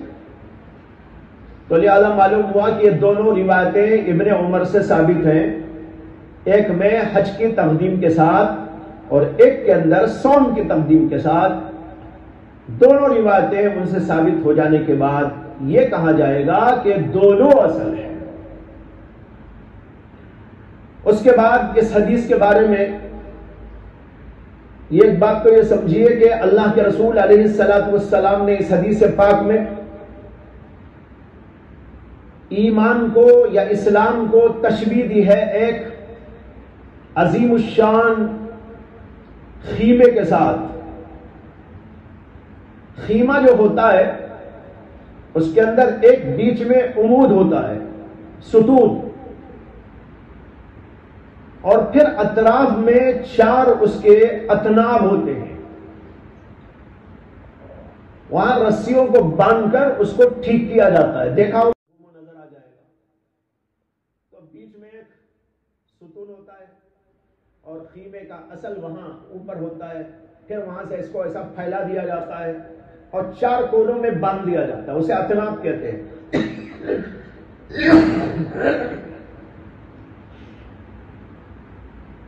اس حدیث پاک میں اللہ کے رسول علیہ الصلوۃ والسلام نے خیمے سے اسلام کو تشبیہ دی ہے یا ایمان کے بیچ میں ایک عمود ہے، وہ ہے شہادت اللہ الہ الا اللہ وان محمد رسول اللہ۔ یہ بنیاد ہے، بیچ والی بنیاد ہے، اس کو عمود کہتے ہیں۔ خیمہ اسی کے اوپر قائم ہوتا ہے، پھر 4 جو اطناب ہیں وہ ہیں اقامت صلاۃ، ایتاء زکوٰۃ، حج و صوم رمضان. یہ 4 اطراف میں اس طرح خیمہ بن گیا. اس میں یہ بتایا ہے کہ بیچ والا جو ہے وہ ایسا ہے کہ وہ گرا تو سب گر گیا. اگر شہادت ہی گر جائے گی ایمان ختم، ایمان کی عمارت ڈھہ جائے گی، قائم نہیں رہ سکتی. جیسے کہ بیچ والا عمود اگر گر پڑے گا تو چاروں طرف کے جو کونے ہیں وہ بھی گر جائیں گے، وہ باقی نہیں رہ سکتے. اس طرح یہ بیچ والا ستون یعنی ہے تصدیق اور شہادت. یہ شہادت اصل ہے. اور جو اطراف و جوانب میں 4 چیزیں ہیں، اطناب جس کو کہتے ہیں، وہ بھی ضروری ہیں. وہ اگر نہ ہو تو خیمے کا فائدہ ٹھیک طور پر اٹھایا نہیں جا سکتا. مثلا ایک آدمی نے جو ہے خیمہ یوں گاڑ دیا کہ بیچ کا ستون عمود گاڑ کر اس کے اوپر وہ لگا دیا، 4 طرف کھینچ کے نہیں باندھا. اب اس میں کیسا سوئے گا، کیسا بیٹھے گا، کیسا آرام کرے گا، کیسا کھائے گا اور پیے گا، اپنے بچوں کو اور بیوی کو اس کے اندر کیسا رکھے گا، وہ تو اوپر سے یوں پڑا رہے گا. وہ بیٹھنے اور رہنے اور استعمال کرنے، استفادہ کرنے کے قابل نہیں. اسی طرح اگر کسی کا ایمان یہ ہے کہ شہادت تو ہے اس کے پاس تو خیمہ تو کھڑا رہے گا لیکن بے فائدہ سا رہے گا. اگر اس کے پاس نماز نہیں ہے، اس کے پاس روزہ نہیں ہے، اس کے پاس حج نہیں ہے، اس کے پاس جو ہے زکوٰۃ نہیں ہے، تو وہ ایسا ہے جیسے 4 جگہ کے وہ ستون و اطراف نہ ہو، بیچ کا ایک ہو. بیچ کا ایک ہونے سے کھڑا تو رہے گا خیمہ لیکن بے فائدہ ہو، نہ دیکھنے میں اچھا لگے گا، نہ فائدے کے قابل ہوگا، انتفاع اس سے نہیں کیا جا سکے گا. اسی طریقے پر جو آدمی لا الہ الا اللہ محمد الرسول اللہ کے کر ایمان قبول کر لیا لیکن اس کی زندگی میں نماز نہیں ہے، روزہ نہیں ہے، حج نہیں ہے، زکوٰۃ نہیں ہے، تو ایسا سمجھو کہ ایک خیمہ گاڑ کے رکھ دیا گیا ہے اور ایک ستون بیچ والا تو موجود ہے لیکن اطناب اس کے اندر موجود نہیں ہے. تو جیسے وہ رہنے اور استعمال کرنے کے قابل نہیں ہوتا، اسی طریقے پر اس کا ایمان بھی ہے کہ کھڑا تو ہے، گرا تو نہیں ہے لیکن بے فائدہ سا ہے. اور اگر وہ چاروں بھی ہوں گے نا اور وہ تن کے باندھ دیا جائے چاروں طرف سے مضبوطی کے ساتھ، اب اس کے اندر رہائش ہوگی، اس کے اندر کھانا پکانا ہوگا، اس کے اندر آرام اور راحت ملے گی، سب ملے گا. اسی طریقے پر جس آدمی کے دین کے ساتھ، اس کی شہادت کے ساتھ نماز روزہ حج و زکوٰۃ یعنی اعمال بھی ہوں گے تو اس کا وہ ایمان ایک مضبوط خیمے کی طرح ہوگا جو اس کو فائدہ ہی فائدہ پہنچائے. یہ ہے بلیغ تشبیہ جو اللہ کے نبی علیہ السلام نے اس کے اندر دی. اس سے یہ بھی سمجھ میں آ گیا کہ بیچ والا اصل ہے، چاروں طرف کے جو ہیں وہ اس کے تابع ہیں، چاروں طرف کے اطناب وہ اس کے تابع ہیں. بیچ والا گرے تو بازو کے کونے رہیں کہ نہ رہیں بے فائدہ، لیکن اگر بیچ کا کھڑا رہے بازو کے نہ رہے خیمہ تو رہے گا لیکن استفادہ ٹھیک طور پر نہیں ہو سکے گا، لیکن خیمہ تو کھڑا رہے گا. اسی طرح جو آدمی شہادت بول کر ایمان قبول کر لیتا ہے اس کا ایمان تو باقی رہتا ہے. نماز نہیں پڑھا، روزہ نہیں رہا، زکوٰۃ نہیں دیا اور یہ نہیں کیا اور وہ نہیں کیا تو اس سے اس کا ایمان تو رہے گا لیکن ضعیف رہے گا، کمزور رہے گا، بے فائدہ سا رہے گا اور اس کے اندر نہ جان رہے گی نہ کچھ رہے گا. یہی ہے جو امام ابو حنیفہ اور جمہور متکلمین سمجھاتے ہیں کہ بیچ والی چیز اصل ہے یعنی تصدیق اصل ہے.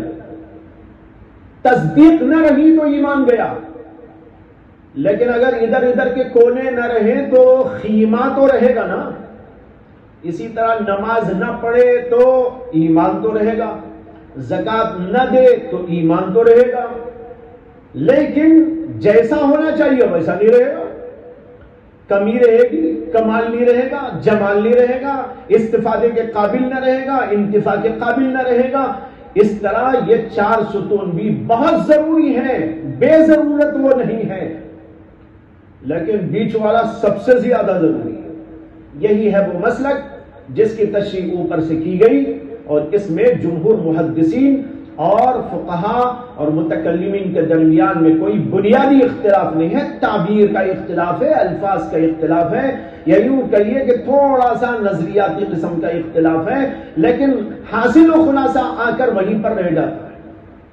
یہ ہے جو اس حدیث پاک کے اندر بیان کیا گیا۔ اس سے امام بخاری کیا ثابت کرنا چاہتے ہیں؟ ثابت یہ کرنا چاہتے ہیں کہ اللہ کے رسول علیہ السلام نے اسلام اور ایمان کو 5 بنیادوں پر قائم عمارت قرار دیا۔ معلوم ہوا کہ اس کے اجزاء موجود ہے، وہ ترکیب کے ساتھ میں ہے، مرکب ہے، اور جب مرکب ہے تو اس میں کچھ کمی ہوگی تو کم ہو جائے گا، اگر کوئی بڑھ جائے تو بڑھ بھی جائے گا۔ نماز نہیں پڑھے گا، خیمے میں کمی آئے گی، اس کے دیکھنے، اس کے فائدے میں کمی آ جائے گی۔ روزہ نہیں رکھے گا اور کمی آ جائے گی، چاروں نہیں رہیں گے اور زیادہ کمی آ جائے گی۔ اسی طریقے پر آدمی کے دین کو سمجھنے کی ضرورت ہے کہ اگر اس کے پاس اعمال نہیں ہے، اس کے اندر کمی آئے گی، اور اعمال موجود ہیں تو اس کا خیمہ ایمان کا کامل مکمل ہو کر باقی رہے گا۔ یہ ہے امام بخاری کا مقصد، اور پھر وہ جو اختلافی چیزیں ہیں اس کو آپ ذہن میں دہراتے رہیے، اور میری تنبیہات کو ہر جگہ جو ہے برقرار رکھتے ہوئے سمجھنے کی کوشش کریں، تاکہ یہ اختلاف کن سے ہے کن سے نہیں ہے یہ بات واضح رہے دماغ کے اندر۔ کہیں ایسا نہ ہو کہ اختلاف کسی سے ہے اور سمجھ رہے ہم کسی اور سے، جن سے اختلاف نہیں ہے فٹ کر رہے ان پر، جن سے اختلاف ہے ان کو چھوڑ دے رہے۔ امام بخاری کا مقصد جو ہے مرجئہ کا رد ہے، جو یہ کہتے ہیں کہ ایمان بس وہ بیچ والا ایک ہے، نہ نماز کی ضرورت، نہ روزے کی ضرورت، نہ حج کی ضرورت، نہ کسی اور چیز کی ضرورت۔ امام بخاری ان کو سمجھانا چاہ رہے ہیں بیچ کا ایک قائم کرنے کے بعد ادھر ادھر کا کچھ نہیں رہے گا، کیا کرو گے اس ایمان کو لے کے؟ اس میں رہ نہ سکو گے، بیٹھ نہ سکو گے، بچوں کو نہ رکھ سکو گے، بیوی کو نہ رکھ سکو گے، نہ کھا سکو گے، نہ پکا سکو گے، کچھ نہیں۔ اس طرح تمہارا ایمان بالکل بےہودہ قسم کا ایمان ہو جائے گا، بے فائدہ ایمان ہو جائے گا۔ اگرچہ وہ کسی نہ کسی درجے میں تم کو نجات دے، وہ الگ بات ہے، لیکن اس کا جتنا فائدہ، جیسا فائدہ ہونا چاہیے وہ فائدہ نہیں ہوگا۔ اور پھر یہ کہ اگر یہ چیزیں نہ رہیں گی تو انسان کو اس کی وجہ سے جہنم میں بھی جانا پڑے گا۔ اس لیے یہ کہنا مرجئہ کا کہ ایمان کے ہوتے ہوئے اعمال کی ضرورت نہیں، اور یہ کہنا کہ ایمان کے ہوتے ہوئے معصیت مضر نہیں، یہ دونوں باتیں ان کی غلط ہیں۔ یہ حدیث اس کی واضح دلیل ہے۔ یہ ہے امام بخاری رحمۃ اللہ علیہ کا مقصد۔ یہ پہلا باب یہاں پر ختم ہو گیا۔ اس کے بعد ایک بات اور مزید عرض کر دیتے ہیں، وہ یہ ہے کہ اس کے اندر جو 4 اعمال ذکر کیے گئے ہیں، اقامت صلاۃ، ایتاء زکوٰۃ، حج و صوم رمضان، اسلام میں تو اور بھی بہت ساری چیزیں ہیں، 4 ہی تو نہیں ہے نا۔ ہاں، یہ بنیادی ارکان ہے، اس کے علاوہ بھی بہت ساری چیزیں ہیں دین اسلام کے اندر۔ کچھ جو ہے عبادات کے اندر ہیں، کچھ معاشرت کے اندر ہیں، کچھ اخلاقیات کے اندر ہیں، کچھ معاملات کے اندر ہیں۔ یہ سب چیزیں بھی دین اسلام کے اجزاء ہیں۔ اور آگے چل کر ایک حدیث آئے گی جس میں یہ آئے گا کہ رسول اکرم صلی اللہ علیہ وسلم نے فرمایا الایمان بضع و ستون شعبہ، اور بعض روایتوں میں ہے الایمان بضع و سبعون شعبہ، ایمان کے 70 سے اوپر شعبے ہیں، بعض روایتوں میں 60 سے اوپر شعبے ہیں۔ تو اب یہ 60 شعبے 70 شعبے یہ بھی تو ہیں، تو یہاں ان 4 ہی کو کیوں ذکر کیا گیا ہے اس حدیث پاک میں؟ بعض علماء نے اس کا جواب دیا، انہوں نے کہا کہ ایک ایک چیز دراصل ایک ایک چیز کی طرف اشارہ ہے۔ بتانا یہ ہے کہ ایمان میں جو اور چیزیں داخل ہیں، چاہے وہ اصلی جز کے اعتبار سے داخل ہو یا جز تکمیلی کے طور پر داخل ہو، ان میں ایک تو جز اصلی ہے، وہ ہے شہادت اللہ الہ الا اللہ۔ اب اس کے علاوہ جو چیزیں ہیں ان میں کچھ کا تعلق ہمارے بدن سے ہے، کچھ کا تعلق ہماری زبان سے ہے، اور کچھ کا تعلق ہمارے مال سے ہے۔ یہاں پر ان میں سے کچھ کا ذکر کر دیا گیا ہے۔ اقامت صلاۃ بدنی عبادت ہے، بدن سے انجام دی جانے والی۔ ایتائے زکوٰۃ یہ مالی عبادت ہے، اور حج اور صوم رمضان، حج مالی بھی ہے اور جسمانی بھی ہے، دونوں قسم کی، بدنی و مالی دونوں عبادتوں کا مجموعہ۔ آدمی یہاں سے مال بھی خرچ کرتا ہے اور وہاں پہنچتا ہے، اور اس کے ساتھ اپنا جسم بھی، دونوں قسم کی عبادتوں کا جامع ہے۔ تو ایک عبادت جسمانی ذکر کی گئی، اقامت صلاۃ، دوسری عبادت مالی ذکر کی گئی، ایتائے زکوٰۃ، پھر اس کے بعد حج کا ذکر کیا گیا جو ان دونوں کی جامع ہے، بدنی اور مالی دونوں کی جامع عبادت۔ اور یہ تینوں قسم کی جو عبادتیں ہیں یہ عبادتیں ایجابی عبادتیں ہیں، یعنی کچھ کرنے کی اس میں ہوتا ہے، کچھ کرنے کی بات ہوتی ہے، لیکن ایک عبادت وہ بھی ہوتی ہے جو ترکی کہلاتی ہے۔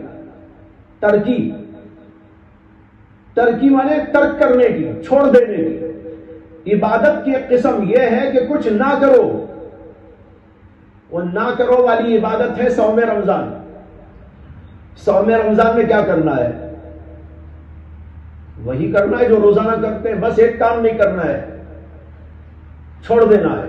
کھانا نہیں کھانا ہے، پانی نہیں پینا ہے، خواہشات کو چھوڑ دینا ہے۔ تو دیکھیے ترکی عبادت، تو اوپر کی تین عبادتیں ایجابی اور صوم رمضان ترکی، اور پھر جو ایجابی عبادتیں ہیں ان میں ایک عبادت جانی، ایک عبادت مالی اور ایک عبادت ان دونوں کی جامع۔ اس طریقے پر یہاں پر چند عبادتوں کا ذکر کر کے دوسری اور اس قسم کی عبادتوں کی طرف اشارہ کر دیا گیا ہے۔ لہذا اقامت صلاۃ بدنی عبادات میں سب سے اہم۔ اب بدنی عبادات میں اور بھی ہو سکتی ہے، آپ زبان سے بھی کچھ پڑھتے ہیں، قرآن کی تلاوت کرتے ہیں، اور بھی مختلف اس طرح کی چیزیں، وہ سب اس میں داخل ہو گئے۔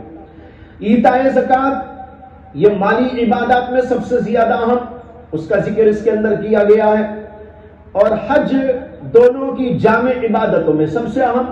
ورنہ ایک بھی ہوتی ہے جو عمرہ بھی اسی قسم کی ہے جس میں مال اور جان دونوں لگتے ہیں، لیکن ایک کا ذکر کر دیا، دوسرے کی طرف اشارہ ہو گیا۔ اور پھر صوم رمضان میں اشارہ ہے تمام کے تمام گناہوں کو چھوڑ دیں۔ جب رمضان میں کھانا پینا چھوڑنے کی عبادت، تو پھر جو محرمات ہیں، حرام چیزیں ہیں، ناجائز امور ہیں، ان کو چھوڑنے کی طرف اشارہ ہوا۔ لہذا جتنے بھی ایسی عبادتیں، ترکی عبادتیں، اس کی طرف اس کے اندر اشارہ ہے۔ اس طرح اس کے اندر وہ ساری چیزیں آ جاتی ہیں جو الایمان بضع و ستون شعبہ کے اندر اللہ کے نبی علیہ السلام نے بیان فرمائی ہے۔ وآخر دعوانا الحمد للہ رب العالمین۔